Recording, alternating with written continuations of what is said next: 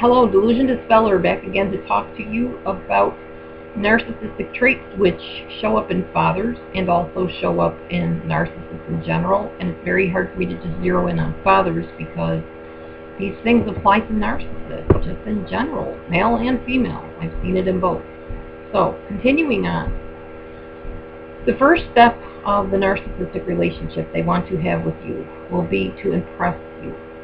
Whether it's to brag about themselves and their things that they've gained and learned and succeeded at, which they really haven't usually, they've made it up and exaggerated and lied about it so that you're impressed. They will buy you things. Oh, will they spend money on you like nobody you've ever met, take you out to dinner, buy you brand new clothes. But then they'll make comments like, oh, I only bought it because I knew you wanted it. I wouldn't be caught dead in that outfit. It's like what you'll see is impress and dig, impress and jab, impress and hurt. And it's like back and forth to the point where you feel like you're on some type of a, I don't know, let me use this bull to demonstrate. Here's the bull. This is your life platform, and here's you up on top of it. And it's like this. Oh, I just love your hair. I just love it. Oh my gosh, I want to have hair just like it. Can you show me how to do your hairstyle? Yeah, sure. 2 days later. Oh my gosh, what did you do to your hair today? Doesn't it all look like it always looks? What did you do? Did you dye it? Did you color it? Did you cut it? Look at that hair on the side. It's sticking out. Oh my gosh, you're like embarrassing to even have around. Why don't you go sit at that table? I'll let you know when I'm ready to go and I'll bring you home, okay? Okay, so it's like the table is tipping. And they're like this. The whole entire relationship, this is what you're doing. And then pretty soon it's like this, and it goes faster and faster and faster until you get so dizzy you want to jump off, but you're clinging for dear life to this person because they are your life source. They've become that. They've wanted to be that all along so that when they get you, it hurts you hard. Yes, they really are vindictive and nasty like that. There are people like that. Don't kid yourself into thinking everybody is basically good at heart, because no, they aren't. If that were true, we wouldn't have serial killers on the loose. Okay. So I talked about the idealize and devalue system on the other tape in pretty much depth. Now, narcissists are always very unappreciative of what you do towards the devaluing side of things. When they're wooing you, they'll act all impressed with the little gifts that you give them. Oh, how sweet. That's so nice. How thoughtful of you. Nobody's ever thought of me so deeply like that to remember my birthday with such a thoughtful gift, blah, blah, blah, blah, blah. Well, when they're devaluing you, it's like, what is that thing? Why would you buy that for me? Did I ever tell you I use those things? You take it back. I want something different. Go and get me such and such an item. And you're like, yeah, but you said you like owls, so I bought you an owl. I have enough owls. I don't need any owls. I don't know whatever possessed you to think that I would appreciate an owl. My gosh. Don't you think I have enough of those already? Go and buy me something thoughtful, something new. I'm bored with owls. And that's the kind of attitude they have. Seriously. I know I keep saying seriously a lot, but it's just like, even now in my mind, it's hard to fathom people being so tactless and so cold, but they really, truly are. They're very unappreciative of things you do for them, but they always remind you of all the wonderful things they gave you and did for you, and remember when I did this, this, and this.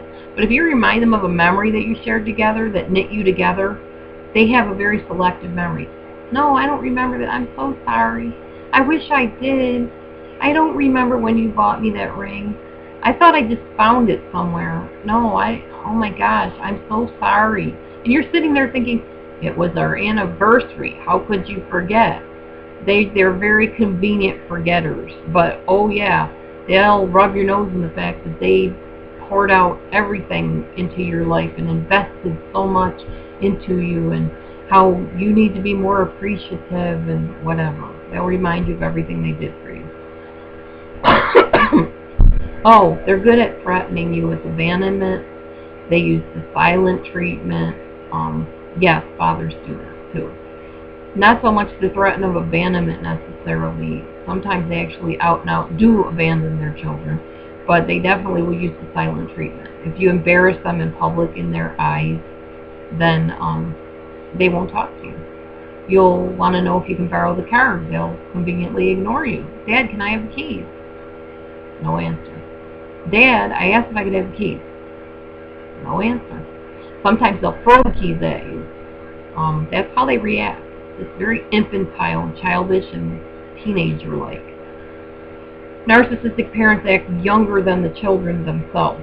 Seriously about that. Okay. They will ignore your emotions, and they will call you names if you cry or show any type of feeling. You're a big girl, don't cry. Big boys, don't cry. Don't show your emotions on your sleeve. People aren't going to respect you if you show emotions in public.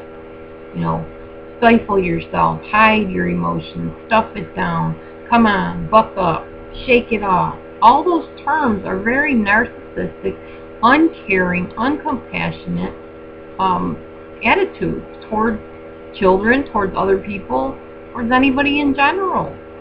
You need to be able to express your emotions. God gave you emotions. Your body was created with the ability to feel and emote.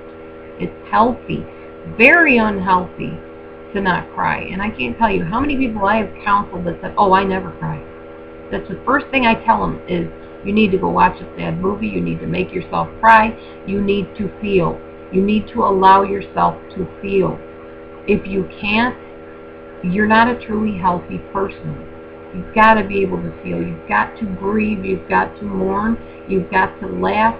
You've got to experience the gamut of what your body is able to do as far as emotions go in a healthy, balanced way. When you're talking to a narcissist, they don't want to hear your opinions and your views, really, unless they are whining and dining you and idealizing you in that sense. Then they will hang on your every word, and they'll point you out to other people as, oh, she's so intelligent. Laura, tell them what you told me, you know, and you'll feel like the most important person at that table because they drew attention to you and they're impressed with you and they're showing you off to their friends. But when you get to the devalue stage, they'll say stuff like, oh, don't listen to her. She doesn't really know what she's talking about. She doesn't understand. You know, just, I got the better idea. I don't know exactly how they do it, but it's kind of like, yeah, I hear what you're saying. And then they change the subject and put it on to what they know and who they are and what's affecting them. They hone you and groom you to make you totally dependent on them. That way, when you fall hard.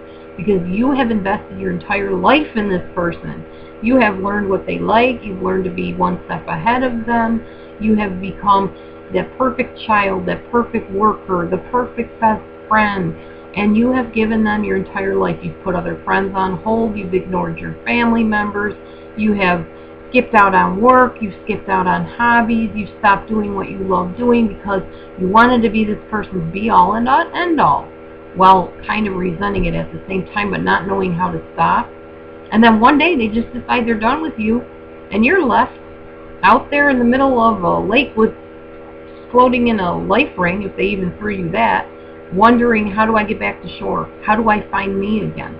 I don't even know who I am. I don't remember what I like to do because I've done this thing for them all along that I just have no clue who I used to be. Who is that person? And I live this. That's post-traumatic stress disorder, by the way. You may need medication to get through that part because you're going to hear their voice.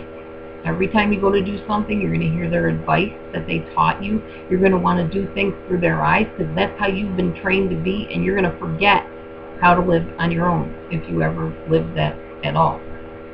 You're going to start doubting yourself. You're not going to be sure which way to turn. You need to get help. You need to seek therapy. You need to get on medication. You need to get past that point and find you again. It's very important. Your friends will be turned against you. You'll see a smear campaign. They'll tell all your friends what a terrible person you were, how rotten you were in the relationship, etc. And that's pretty much how it ends up. They bring in the new person. You're out. They never knew you. You don't share anything else together. You're left with memories of happy things, sad things, miserable things, and they skip off into the sunset, sometimes coming back occasionally. Most of the time, they're gone forever. Stay tuned. God bless.